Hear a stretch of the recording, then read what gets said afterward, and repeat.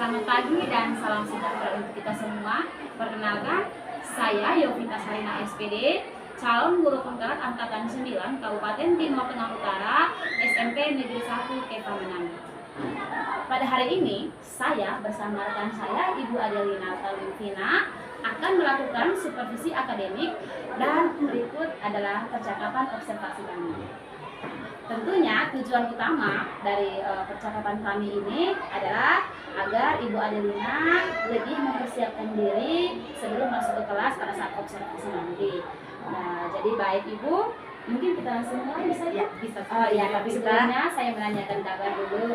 Ibu Adelina apa kabar? Kabar baik, Bu Yovita.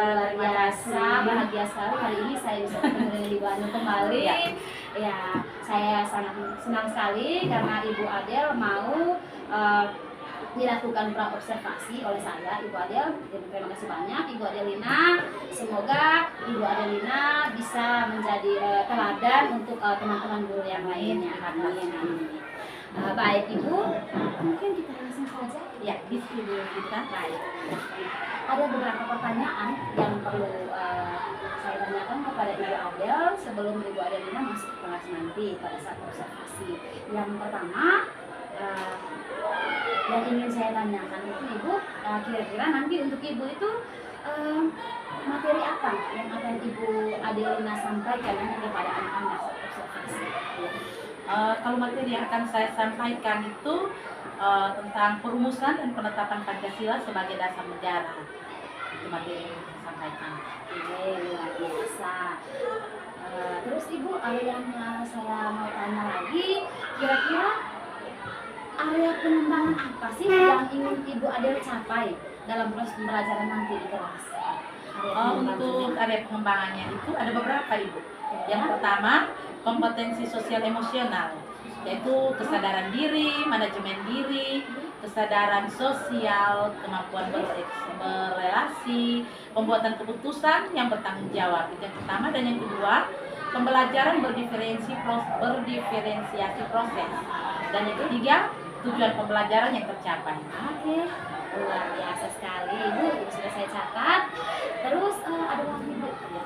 Terus kalau saya boleh tahu, tujuan pembelajaran apa saja nanti yang akan Ibu ajarkan pada saat observasi? Iya, baik. Tujuan pembelajaran juga ada beberapa Ibu. Yang pertama, itu peserta didik diharapkan dapat bersyukur atas perumusan Pancasila sebagai dasar negara. Yang kedua itu, peserta didik bersyukur karena memiliki negara yang memiliki komitmen terhadap bangsa dan negara. Yang ketiga, peserta didik berperilaku peduli sebagai wujud pelaksanaan semangat dan komitmen pada para pendiri negara.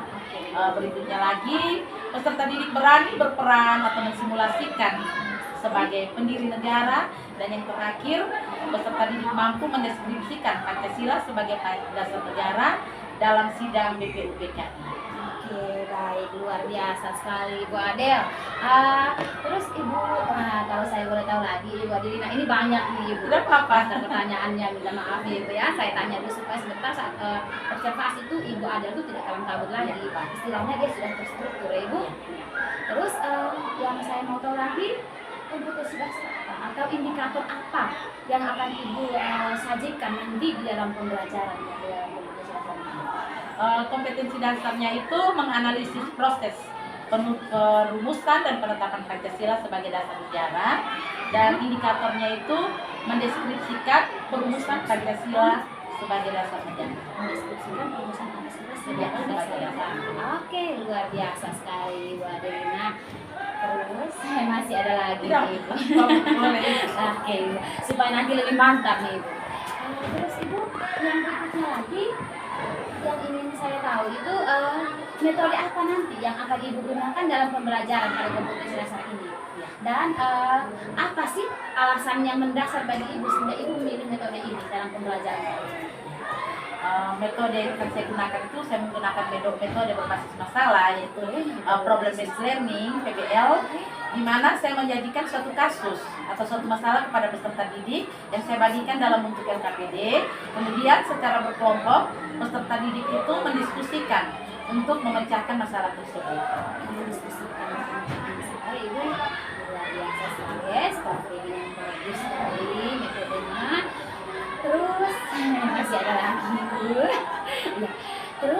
strategi yang bagaimana yang akan Ibu gunakan atau dalam pembelajaran itu, misalnya alat dan bahan atau sumber belajar yang Ibu ada di pakai itu apa? Ya. Kalau ya strategi yang saya gunakan berupa alat dan sumber belajarnya itu ada beberapa Ibu.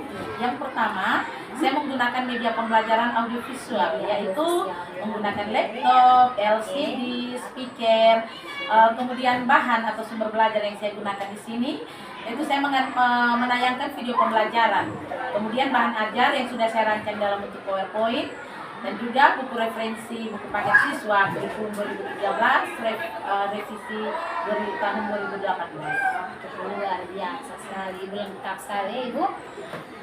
Ini persiapan yang sangat mantap ini. Masih ada lagi nih. Ya. Terus yang berikut yang ingin saya tanyakan nanti Ibu, kira-kira tahapan pembelajaran yang seperti apa? Yang nanti Ibu adalah tahapan pembelajaran itu, mungkin Ibu bisa kasih bayangan ke saya atau seperti apa? Boleh. Ini cukup panjang ya kalau dalam sudah masuk dalam tahapan pembelajaran ya. Iya, kalau langkah pertama itu kegiatan pendahuluannya. Dalam kegiatan pendahuluan itu ada salam pembuka, doa pembuka. Saya melakukan presensi dengan mengecek kehadiran peserta didik. Kemudian saya memberikan kesiapan peserta didik dalam mengikuti pembelajaran dengan memberikan motivasi dengan mereka untuk menyanyikan lagu nasional, lagu nasional ya. Kemudian saya menyampaikan kepada peserta didik kompetensi intinya, kompetensi dasarnya, indikator pembelajaran, tujuan pembelajarannya. Dan kemudian saya juga menyampaikan teknik penilaian yang akan saya nilai dalam pembelajaran dalam pertemuan itu. Yang berikut, langkah yang kedua itu saya masuk ke langkah kegiatan intinya. Itu peserta didik saya bentuk dalam 4 kelompok. Kenapa saya bentuk dalam 4 kelompok? Karena dalam kelas itu dalam satu rombel ada 32 siswa. Jadi di situ saya membagi mereka dalam 4 kelompok. Jadi ada setiap kelompok itu berkisar 7 sampai 8 peserta didik, 8 orang ya. Dan kemudian saya membagikan LKPD. Dalam LKPD tersebut sudah ada masalah yang akan mereka diskusikan bersama untuk mencari tahu jawaban dari solusi dari masalah tersebut. Ya. Setelah saya membagikan LKPD, saya menjelaskan secara singkat materi tentang materi yang akan kita pelajari. Kemudian saya menayangkan video pembelajaran. Setelah itu saya berikan kesempatan kepada peserta didik untuk mencari tahu jawaban atau untuk menyelesaikan kasus yang sudah saya sampaikan yang sudah tertuang dalam LKPD tersebut. Dan setelah mereka mendiskusikan, mereka berdiskusi, mereka mempresentasikan per kelompok. Ya. Kemudian langkah terakhir, langkah penutup itu, saya tetap memberikan kembali post-test kepada mereka, untuk mencari tahu sejauh mana pemahaman mereka tentang materi yang telah diajarkan. Luar biasa sekali ya Ibu. Wah, berarti ini tidak ragu lagi nih pada saat observasi nanti sepertinya Ibu sudah sangat gampang sekali karena Ibu sudah lewati beberapa tahapan yang intinya itu dalam pembelajaran. Terus masih ada lagi, mungkin kita ada pertanyaan lagi. Boleh. Kita lanjut lagi Bu, minta maaf Ibu Adelina. Mungkin di sini Ibu saya mau tanya, di dalam pembelajaran yang Ibu lihat atau Ibu amati selama ini, mungkin ada Pak Ibu materi yang dianggap sulit oleh siswa menurut Ibu, menurut penglihatan Ibu selama ini? Kalau sejauh pengamatan saya selama ini dalam materi PPKN yang saya ajarkan tidak ada kesulitan. Sejauh saya tidak ada kesulitan pemahaman materi dari setiap peserta didik. Terus Ibu apakah di saat Ibu mengajar itu? Di saat Ibu mengajar tuh anak-anak itu tidak terkesan mereka istilahnya mereka ingin cepat-cepat istirahat atau apa, tidak bosan dan Ya, kalau seperti itu ada. Namanya kejenuhan dari setiap peserta didik itu ada, tapi bagaimana yang seperti tadi saya sudah paparkan di atas dengan menggunakan metode pembelajaran yang menarik, harus berusaha untuk kita sebagai guru berinovasi untuk membuat memberikan metode pembelajaran yang menarik sehingga tidak terkesan terjenuh oleh peserta didik dalam mereka mengikuti pembelajaran. Luar biasa sekali, luar biasa keren. Dan yang terakhir nih, pertanyaan yang paling terakhir sudah, karena sudah banyak pertanyaan Ibu ada juga sudah bosan, jadi aduh minta maaf. Iya. Yang terakhir sekali Ibu, kompetensi apa yang dimiliki peserta didik setelah mengikuti pembelajaran yang Ibu ajarkan? Kompetensi yang peserta didik setelah mereka mengikuti pembelajaran yang saya berikan itu yang ada beberapa. Yang pertama, kompetensi sosial emosional, kesadaran diri, manajemen diri, kesadaran sosial, kemampuan berelasi, pembuatan keputusan yang bertanggung jawab. Yang berikut, pembelajaran berdiferensiasi proses dan tujuan pembelajarannya itu tercapai. Nah, luar biasa, keren sekali Ibu Adelina. Semoga Ibu Adel sukses selalu. Terima kasih. Dan ada beberapa catatan khusus setelah melakukan observasi ini, Ibu. Saya yang sudah membuat catatan sendiri, yaitu kegiatan praobservasi ini dilakukan itu saya berharap agar Ibu Adel itu lebih siap dalam melakukan observasi nanti, supaya Ibu Adel tidak istilahnya tidak kalang kabut saat nanti melakukan pembelajaran di kelas saat observasi. Karena kebanyakan selama ini kan kita sudah alami yang namanya supervisi itu pasti kita istilahnya kaget. Di saat kita dilakukan supervisi mendadak tanpa persiapan seperti ini itu pasti kita blank. Kita bingung, startnya dari mana? Dari saya masuk, pembukaannya seperti apa tadi? Aku bisa lupa. Apalagi kalau pengawas atau kepala sekolah di dalam, pasti kita benar-benar kalang kabut. Makanya tadi saya melakukan observasi terlebih dahulu supaya Ibu Adel nanti lebih mantap dalam persiapan saat observasi nanti. Terus yang berikutnya lagi, Ibu Adel itu untuk saya itu sudah sangat keren, sudah sangat bagus, sudah sangat baik dalam mempersiapkan pembelajaran saya belajar yang dilakukan. Sukses selalu Ibu Adel. Terima kasih. Selamat pagi. Ya, sukses selalu dan semangat untuk observasinya besok. Terima kasih. Iya, terima kasih Ibu. Selamat pagi. Selamat pagi.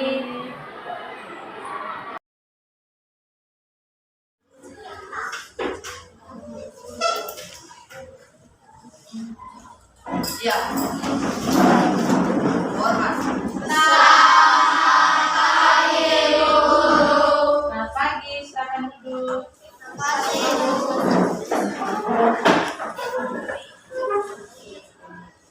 Selamat jumpa kembali anak-anak.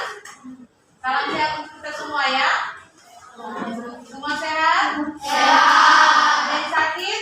Tidak. Ya, baik. Kalian siap untuk ikut pelajarannya hari?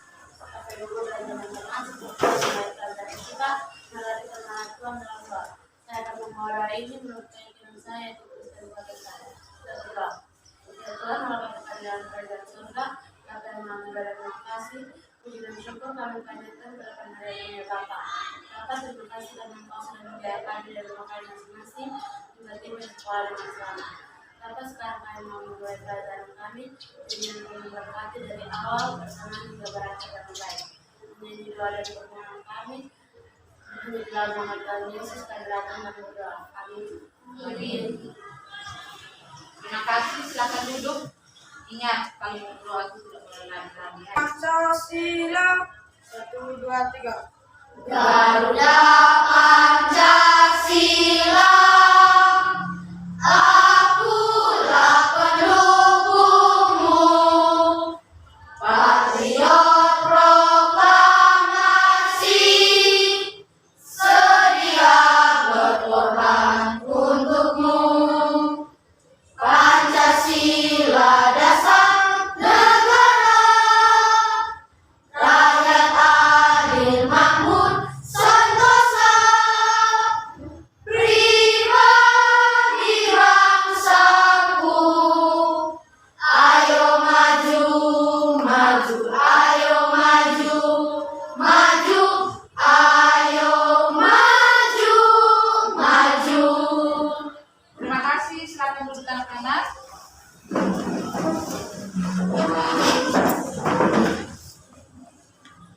Tertib ya, dari ibu yang di belakang. Oke, baik, ibu mau tanya. Kalian sekarang kan sudah duduk di bangku SMP. Baru tingkat pertama di SMP, tingkat 7. Kemarin waktu di bangku SD, kalian pernah mempelajari materi PPKN?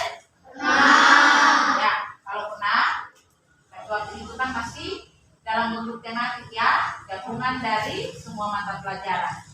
Aku mau tanya lagi, apa kalian pernah mendengar kata BPUPKI? Ya, kalau pernah, ibu mau tanya, apa singkatan dari BPUPKI? Ya, silakan baca. Badan Penyelidik Usaha-usaha Persiapan Kemerdekaan Indonesia. Betul sekali. Badan Penyelidik Usaha-usaha Persiapan Kemerdekaan Indonesia. Pada hari ini, pertemuan kita hari ini, kita akan mempelajari materi perumusan dan penetapan Pancasila sebagai dasar negara. Itu adalah materi pokoknya. Dengan submaterinya ada 3, yaitu pembentukan BPUPKI, perumusan dasar negara, dan penetapan Pancasila sebagai dasar negara. Dengan kompetensi dasarnya, yaitu ibu tulis di sini ya. Kompetensi dasarnya mengembangkan sikap tanggung jawab dan berkomitmen sebagai warga negara Indonesia seperti yang diteladankan oleh para pendiri negara. Ini tujuan pembelajaran kita hari ini. Yang pertama, menganalisis perumusan Pancasila sebagai dasar negara dalam sidang BPUPKI. Yang kedua, membandingkan pendapat para ahli tentang perumusan Pancasila sebagai dasar negara. Yang ketiga, menganalisis perumusan dasar negara dalam ya betul, menganalisis perumusan dasar negara. Berikut yang keempat, menyajikan laporan hasil telaah perumusan dan penetapan Pancasila sebagai dasar negara. Oke, baik. Bisa baca ya. Baik anak-anak, sebentar. Sidang sebanyak 2 kali. Sidang pertama tanggal 29 Mei sampai dengan 1 Juni 1945, dan sidang kedua tanggal 10 Juli sampai 17 Juli 1945 yang membahas tentang rancangan undang-undang dasar.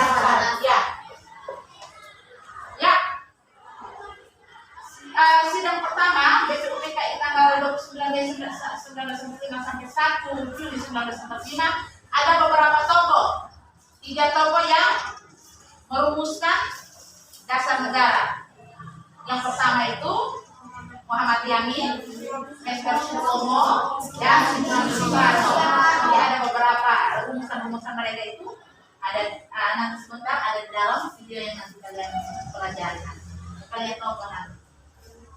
Oke, ini gambaran singkat yang disampaikan kepada kalian. Dan berikut ibu minta kesediaan tugas kelas untuk membagi kita dalam kelompok, membagi teman-teman kalian dalam kelompok. Kalau baca tadi ibu baca menurut nanti dibacakan menurut absen ya. Ya silakan. Adam B. Angkolo, Aditya Sastra, Alfredus Onedu, Andika SPB Banase, Meryl Ekote, Chelsea Puel, Shalita Jevalo, Charlie Anambe.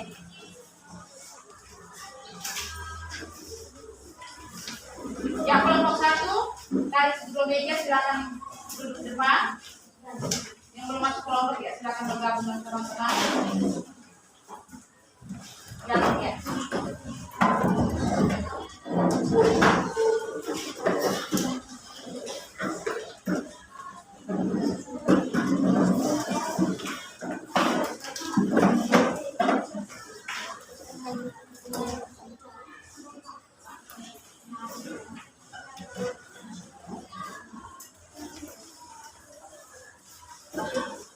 Kelompok kedua, Carlo Tadi Sukarsono, Widya Dwi, Cetania Kuliniu, Christian F. Galus, Christian Lie Karela, Evan F. Ola,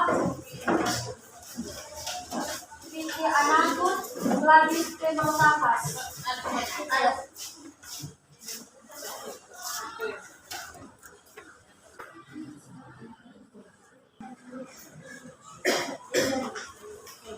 Baik, siap ya anak-anak.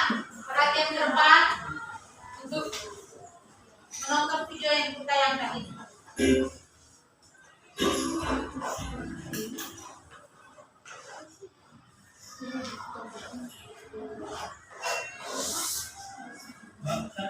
perumusan dan penetapan Pancasila sebagai dasar negara. Jepang mulai menguasai wilayah Indonesia setelah Belanda menyerah di Kalijati, Subang.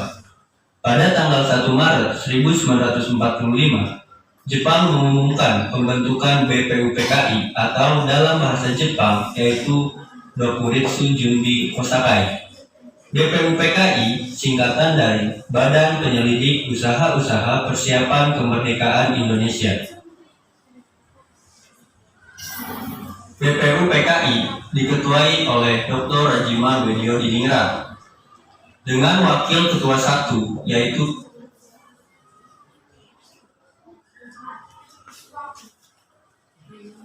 dan wakil ketua 2 Raden Panji Suroso dari Indonesia.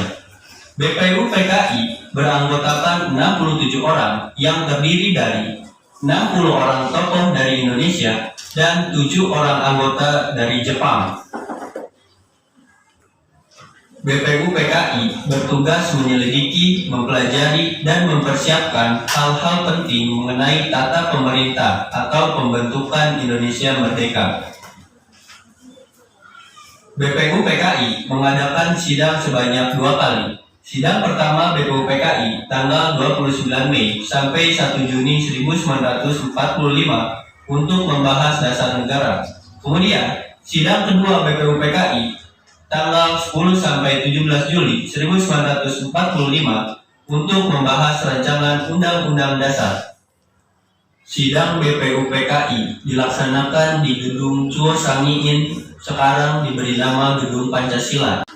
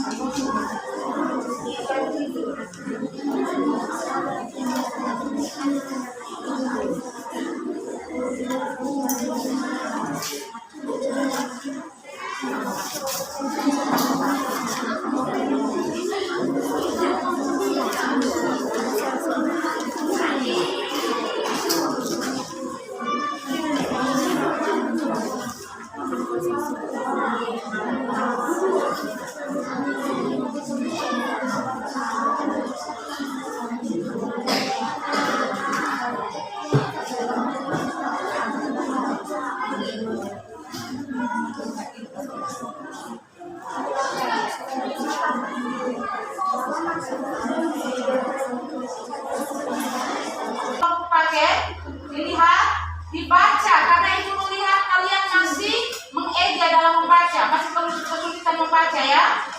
Dibaca agar saat berdiskusi itu kalian jangan mengeja, atau saat kalian mempresentasikannya di depan, kalian tidak mengeja seperti anak SD ya. Ya, baik.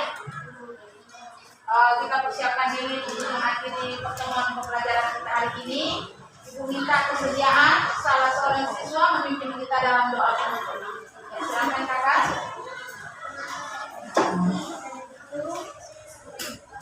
Pembelajaran merayakan peraturan bahwa saya akan memimpin doa ini dengan teman saya yaitu Kristen Pakistan. Mari kita berdoa. Ya Tuhan, kalau Bapa kami yang berada di surga, Bapa yang mengajar dan mengasihi, puji dan syukur kami panjatkan kepada kami dari Bapa yang mengatakan mencintai kami dari awal pelajaran hingga berakhir dengan baik.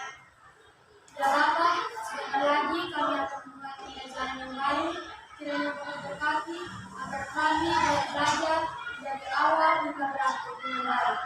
Hanya ini doa dan permohonan kami, ampuni salah dan dosa kami, karena hanya di dalam nama Tuhan Yesus, kami datang dan berdoa kepada Bapa di surga. Amin. Oke anak-anak, kita supaya tetap jaga kesehatan, terus belajar, dan kita ketemu kembali minggu depan ya. Ya, silakan. Siap. Hormat. Terima kasih. Sampai jumpa minggu depan ya.